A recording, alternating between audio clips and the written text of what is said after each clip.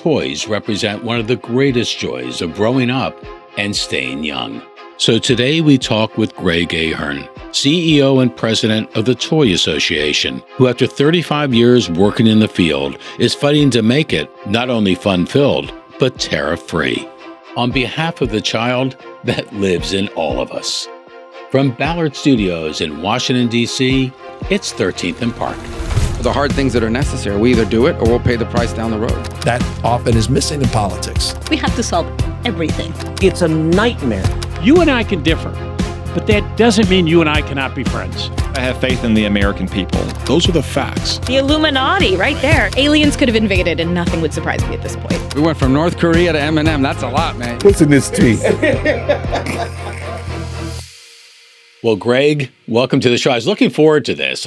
For some reason, I kept thinking Christmas because I always associate toys with the end of the year where everyone gloriously comes together. Toys do that to people. And it's funny, the first thing I usually do is ask people what their favorite toy was growing up. It's usually the best icebreaker in the whole world. So what was your favorite toy growing up? I have to say, for me, it was the Tonka truck, right? It was that thing that ended up kind of in the backyard for like 5 years. I wouldn't even bring it in. It would weather every storm, right? Snow, hail, didn't matter. It was indestructible.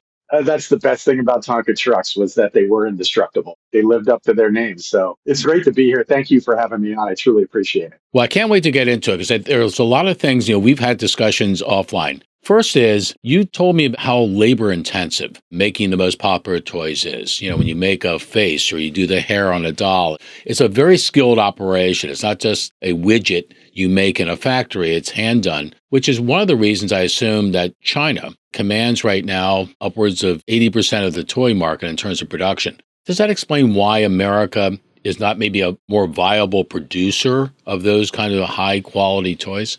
A lot of factors, right? When you think about the supply chain relationship, I've been in the toy industry for 35 years. We have had a supply chain and partnership with China since I started in the toy business. So It's been probably over 50 years. And it's been built up for multiple reasons. One is you can't avoid first the labor rate and the advantage in labor rate. It's just a fact of life that U.S. labor costs are higher than those in other countries. The infrastructure that's been built up over those decades, the access to skilled hand labor is what you were referring to. So if you look at a doll, the decorations, the paint that makes the doll's face look the way that it looks is not automated. It is all hand painted with hand masks that are laid over the doll's face and then sprayed. Same thing with action figures, or when a doll is presented in package at the store with the hair perfectly braided or the barrettes in the hair, that is all hand done. And so access to that type of labor at the rates that labor needs to be at. In addition, the ethical manufacturing that's happening there, the factories and the way in which the workers are treated has obviously been dealt with, particularly for the toy industry, and then the safety that goes into these toys. So many factors within the toy industry that have to be considered to make a great product. So the toy industry is a $41 billion a year industry, employs something like 700,000 Americans. So even though a lot of production obviously is coming from overseas, the economic impact for this country as it already exists is clear, as is something else, which you know very well. The fact that most people in the toy business are small businesses. I always go to, it's got to be Hasbro or Mattel, but it's really a lot of kind of, I would say, mom and pop shops. Do people really get that? No, I don't think they do. I think the customer, the consumer, families, kids, they recognize brands, right? They recognize Barbie and Lego and Star Wars and all sorts of cool things. They don't know the companies behind it. The administration, folks on the Hill that make policy, I think they only know the big ones. But you're right, 96% of the companies that are manufacturers within our industry are considered small businesses. Right. And these are mom and pops. They're people that have created something in their garage. I worked for a company. It was called Odds On, and it made a product. It's called a koosh ball. This was made by two brothers-in-law. And the one brother-in-law wanted to make a safe softball that he could teach his kids how to play catch with. They made 12 of them, and they sold them at the local toy store. And then 8 years later, they sold it for $30 million. That's the toy business. You said that a problem for one toy is a problem for every toy, because your prime clientele are children. And the prime thing we want to assure our children, of course, is safety. So you now have a situation where there's more challenges coming from, I'd say, lower cost, higher risk producers, especially on the internet, that aren't subjected to these rigorous standards and don't have the same values and don't really care about probably much of anything other than making a buck. How much does that concern you today? And how much is that a part of what we're about to talk about when it comes to tariffs in the toy industry? Yeah, it's an interesting thought process. There is manufacturing that's here in the US. Paper goods, cardboard goods, board games, highly automated pieces like plastic snap together pieces or game board pieces. But by and large, the sophistication and hand skilled nature of what goes into a toy needs to have an established manufacturing base. Some toys have been made in India. Some toys have been made in Malaysia. Some toys are made in Mexico, but they don't have the facilities. They don't have the ability to produce at mass scale. And quite honestly, sometimes they don't pass the testing. And you hit the nail right on the head. Safety is number one. Every single manufacturer knows safety is paramount. A safety issue or any issue for one toy is a safety issue for the entire industry because that's how consumers look at it. How is the toy industry currently treated in terms of tariffs? And what efforts have you made, not just the Toy Association here, but in alliance with others around the world, to try to kind of band together and do something that when I first heard it, I said, oh my God, that should be applied to all industries. Yeah, well, this goes back a little ways, is the toy industry, and I think governments around the world as early as 1994, where there was a global agreement around tariffs and taxes to exclude toys, because everybody knows that toys are an essential product for kids' development, whether it's emotional, physical, mental development. Toys play a very critical role. And so to make sure that toys remain affordable for families, not just here in the US, but around the globe, what we've spearheaded as the Toy Association here in the US is to work with all of our counterparts around the globe, whether it's the Asia Toy and Game Association, the China Toy Association, Canada, Mexico, Brazil, the Toy Industries of Europe, which is an aggregation of all the European countries. We have 20 separate global companies that have come together to advocate to keep toys tariff-free. We as an industry completely understand the reciprocal tariffs component and that we want to break down trade barriers, that we want to make sure that unfair trade or unfair trade balances are not something that the toy industry is a part of. And so with that, we believe with this coalition, our industry has come together. We just need governments to align. And if more industries did this, we think it would actually lean into what this administration is trying to do, which is keep toys at a zero balance. No tariffs from your country, no tariffs from our country, and let free trade reign. And we're leaning into that and have a coalition of associations that support that. When you're having discussions and you come in and you say, I'm representing the Toy Association, right?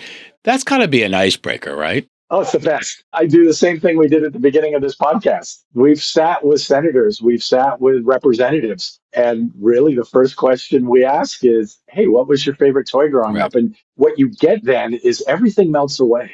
People are teleported back to when they were a child. And I've had a member of Congress say to me, oh, it was this robot. And they could describe it in great detail. And when they got it and that they took it apart and that they put it back together. And once you kind of break down those walls, I think having discussions around policy and what it's all about, that starts to rise in its importance in the conversation. And that's a good thing.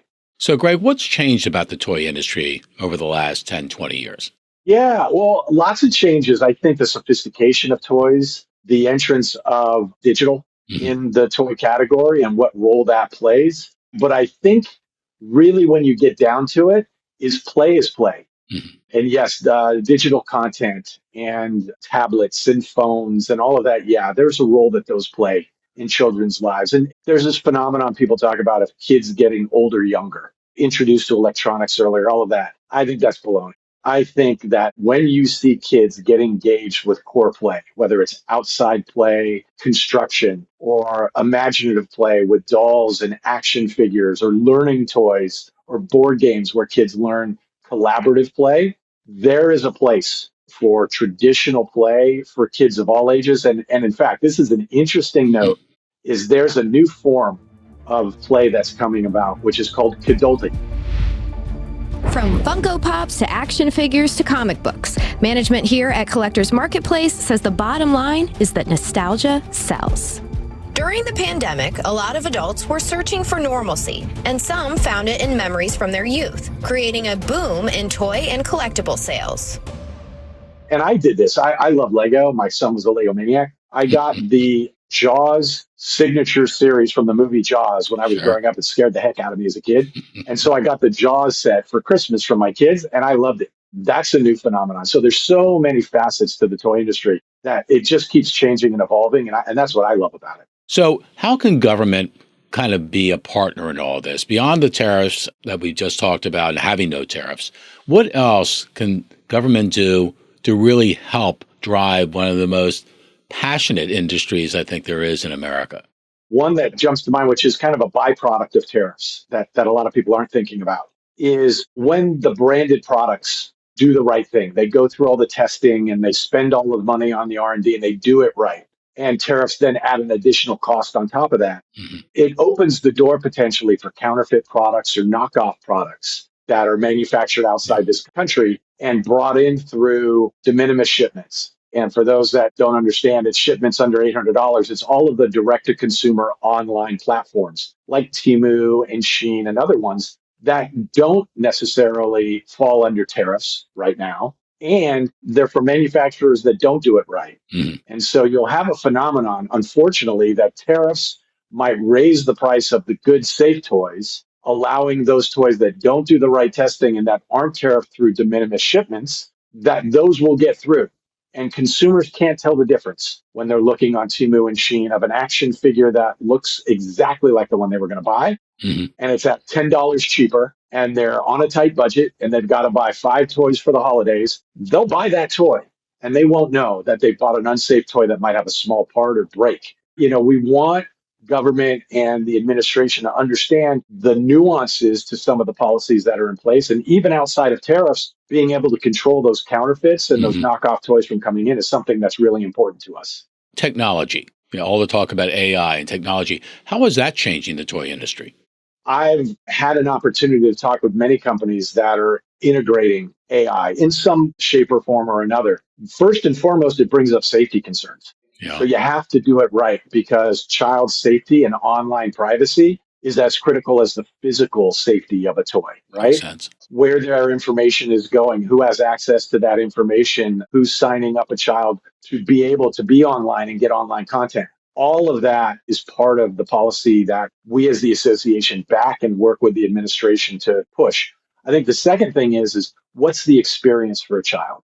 And really what people are trying to do is they're trying to take an inanimate object or board game and to make it much more engaging, much more unpredictable, much more personalized and customized so that the play can go on and on and on. There are folks that are doing physical books and transforming those or physical products and creating an engaging environment, either through sound or through digital, visual, to be able to let kids have a totally different experience every time.